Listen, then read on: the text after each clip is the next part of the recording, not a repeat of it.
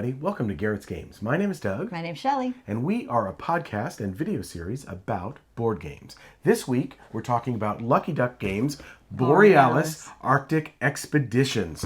This is by Dariusz Mindur for 2 to 4 players, ages 10 plus, and plays in about 45 minutes. If you'll excuse my throat, I'm dealing with some head cold, but I wanted to make sure that we got this video out so that you got a chance to really understand what this game is all about. We are an Arctic expedition, as the title says, heading up north to take pictures of the awesome animals that are out there in the Arctic. So let's see what Borealis Arctic Expeditions is all about. So in Borealis Arctic Expeditions, everybody's got their own player board, and you have 3 sets of 3 different Arctic explorers, our photographers, who are going to be taking pictures of the animal life that you've got. You have a hand of 4 cards, and from those cards, you are going to be creating rows, or columns, I should say, 3 different columns here above your board. As you do that, you are also, depending upon the animal you play, each animal, as you can see, has a type of transportation down here in the bottom. And if the animal you play in the column has one of the 2 types of transportation that is next under the flag, then you're going to be moving the flag down. So that is one of the ways that you score in the game. And as you can see, this increases not just step by step, but 1, 2, 3, 5, 8, 11, and so on, okay?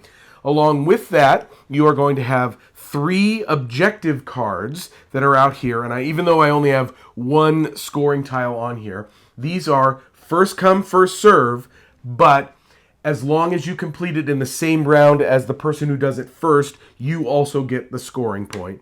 And then you have 2 end game scoring cards, which, and I should say, there is a bunch of these cards in the deck, okay? And it really does change how you're going to play the game. Exactly, for sure. Exactly.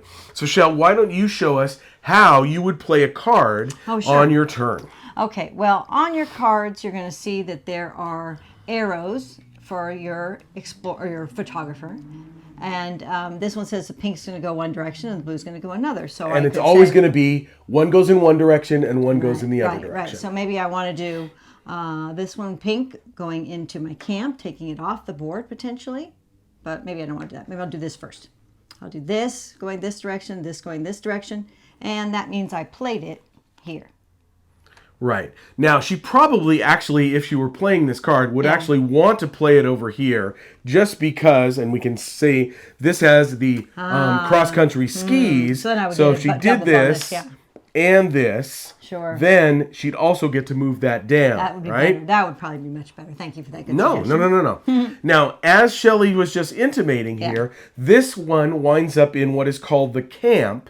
And the other action that you can do is to reset, rather than play a card, you can reset so that all of the ones that are in both camps on either side of your board go into one of these 3 spots that is on the board, all right?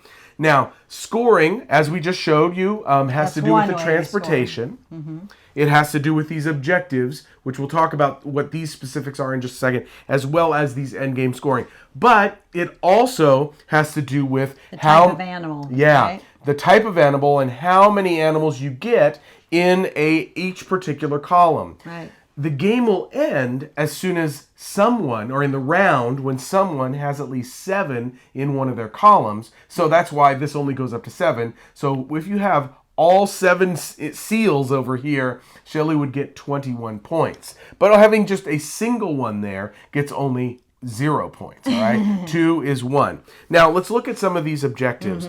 The first one here is to have a maximum of 2 scientists in each location. So that would be, and these are the locations, all right? Camps are different than locations. So you'd have to, finagle it so, you've moved it and, then, we've got this, that doesn't work. So that, you probably have to maneuver in such a way that when you brought things back from the camps that you do that. And also the cards always have one going one direction and one going the other direction. Yes, always, a few of the cards, and I should say they'd always seem to be, ones that have the same color going in both directions. Oh, you have one. Yeah. Those give you a single point. Otherwise, the cards themselves don't give you a point. And when you have this, you're only going to have one potential mode of transport as well. Exactly. The objectives, at least 3 animal cards in each location. So you're trying to build up your rows. Yeah, first to do that. Or have 4 identical vehicles in play. So if Shelley got 3 more cross-country skis, then she would be able to achieve that one. But they're all over the place with this. Right, it could be, right. have a flag 5 spaces from the start, or have all 5 different species in play. So the objective cards really do guide how you are going to be playing your cards, and possibly even where you're going to be playing your cards. And also, you don't have to have them all be the same animal, because you do get to score. Like if you have 2 of one animal, you're going to get points for that, or 3. Right. So that's it true. doesn't have to be just seals, but you're trying to do that. Yes, you can have more than one animal in a column, of course, for sure. Different. And all of them will score if Yeah. they score. This one is points equal to twice the worth of your least scoring flag at the end of the game. Or, and everybody gets this, by the way. Right. And this is 3 points for each scientist that is in the camp. So not available to work at the end of the game. Okay? Right. And those change dramatically. We had one where it was, 12 points if you have all 3 flags in a horizontal line. Or 5 points if you have 2 of them in a horizontal line. So you want to keep them all even, right? So the objectives and the goal scoring, end game scoring goals really do change how you are looking at this game. We had one that was, you couldn't have the same animal next to each other, adjacent. Right, yeah. So, you want to have maybe a bunch of seals here. Go back but and forth. you have to go seal something else. Or Right, not seal. yeah. Seal, not seal. puffin, Seal, not seal. You know? Yeah, or some of them wanted to have only 2 animals. Right.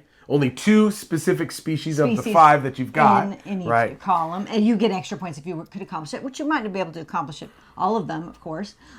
Sometimes you're just playing for the vehicle. Sometimes you're playing because it's the right animal. And sometimes you're playing just because you really can't manipulate these pieces in the way that is most ideal. Very true. Without maybe bringing them in, and you don't want to do that yet or something like that. So as I said, the game ends when any one person has 7 in one of their columns. You finish out the round, and that is the end of the game. And you do the scoring as we said. So that is Borealis Arctic Expeditions. All right, so as we say at this time, we do. What do you think of this one, hon? It is really fun. It is really puzzly. I mean, it's really challenging to try to figure out how to get 2 of the same color explorers into one spot. Yeah, exactly. And you're trying to draft the correct cards, and you can flush this. Yes, you can pay a point to flush. Because you do start with a couple of points. We just did that a couple of times. I did it a couple of times, trying to make sure that I got a specific transport, because the scoring involved transportation, and I just wasn't getting the cards to move things along with an animal that was helping me as well. It's so interesting though, because you're taking one direction, one the other direction. Yeah. And that's going to change then what you can play there next time. And you're also trying to think in the future what you might need. Yeah, you have to be planning for the future you're in this definitely game, planning ahead and struggling. Yeah.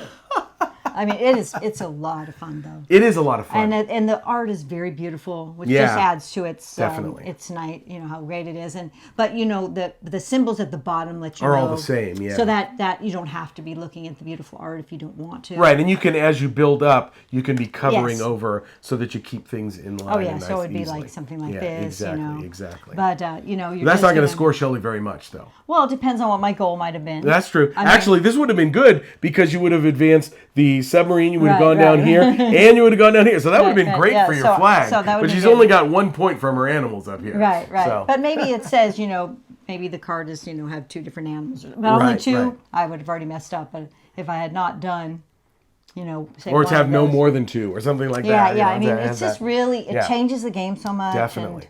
It's a good so little puzzle fun, tactic thinking. Really so again, that is Borealis Arctic Expeditions from Dariusz, Mindur, and Lucky Duck Games. 2 to 4 players, ages 10 plus, 45 minutes. Really solid one. We liked this one. It's fun. So Remember, you can support this podcast by going to patreon.com/GarrettsGames. Head down to the show notes to check out the extensive list of games that no longer fit on our shelves, but belong under your Christmas tree. And hey, for good prices too. Oh, yeah. All right? And of course, if you haven't done so, please make sure you subscribe to this channel and give us a thumbs up so you get the word and spread the word about our channel and our long-running audio podcast over at GarrettsGames.com. Thanks, guys. Have a good one, and we'll talk to you next time. Bye.